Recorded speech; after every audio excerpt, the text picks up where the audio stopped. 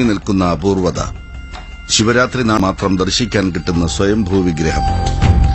കരിങ്കല്ലിൽ തീർത്ത 32 അടി ഉയരമുള്ള കൊടിമരം ഈ ക്ഷേത്രത്തിന്റെ മാത്രം പ്രത്യേകതയാണ്. ദേവഗംഗയിൽ ആറാടി നിൽക്കുന്ന ദേവചൈതന്യമായി ഇതാ ഒരർദ്ധനാരീശ്വരൻ. ശ്രീകോവിലും പ്രദക്ഷിണ വഴികളും നമസ്കാര മണ്ഡപവും സദാ വെള്ളത്തിനടിയിൽ. ഇത് അരക്കുപറമ്പ് ശ്രീ വെളിങ്ങോട് അർദ്ധനാരീശ്വര ക്ഷേത്രം. പാലക്കാട് കോഴിക്കോട് ദേശീയപാതയിൽ കരിങ്കല്ലത്താണിക്ക് സമീപത്തായാണ് ഈ ക്ഷേത്രം സ്ഥിതി ചെയ്യുന്നത്. 2 ശിലകൾ ചേർന്ന ഈ സ്വയംഭൂ വിഗ്രഹം എപ്പോഴും വെള്ളത്തിനടിയിലാണ്. ശിവരാത്രി നാളിൽ മാത്രമേ വെള്ളം വറ്റിച്ച് വിഗ്രഹത്തിൽ പൂജ ചെയ്യൂ.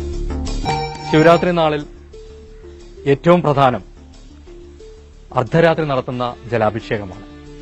അത് വളരെ പ്രാധാന്യമുള്ളതാണെന്ന് പറയാൻ കാരണം, ശ്രീകോവിലിൽ വെള്ളം വറ്റിച്ചതിന് ശേഷം 11 ദ്രവ്യങ്ങളോടുകൂടി അഭിഷേകം നടത്തുന്നത് ശിവരാത്രി നാളിൽ മാത്രമാണ്. ഈ ശിവരാത്രി നാളിൽ മാത്രമാണ് നമുക്ക് ഈ ക്ഷേത്രത്തിലെ വിഗ്രഹം ദർശിക്കാൻ കഴിയുന്നത്. അതിനാൽ തന്നെ ഈ ശിവരാത്രി നാളിൽ ധാരാളം ഭക്തജനങ്ങൾ ഈ ക്ഷേത്രത്തിൽ വന്ന് ആരാധന നടത്താറുണ്ട്. ജാതകദോഷം കല്യാണം മുടക്കിയാലും വിവാഹം വൈകിയാലും കുട്ടികളില്ലെങ്കിലും ഇവിടുത്തെ പ്രാർത്ഥന കൊണ്ട് ഫലം വരുമത്രേ. പൂർണ്ണമായും വെള്ളത്തിൽ മുങ്ങിക്കിടക്കുന്ന ഈ സ്വയംഭൂ വിഗ്രഹം ശിവരാത്രി നാളിൽ മാത്രമേ ഭക്തർക്ക് ദൃശ്യമാകൂ. സദാ വെള്ളത്തിൽ മുങ്ങിക്കിടക്കുമ്പോഴും ഈ വിഗ്രഹത്തിൽ നിന്നും എങ്ങനെ ഉണ്ടാകുന്നു അത്ഭുതകരമായ ഊർജ്ജപ്രവാഹം? ഇത് അരക്കുപറമ്പ് ശ്രീ വെളിങ്ങോട് അർദ്ധനാരീശ്വര ക്ഷേത്രം.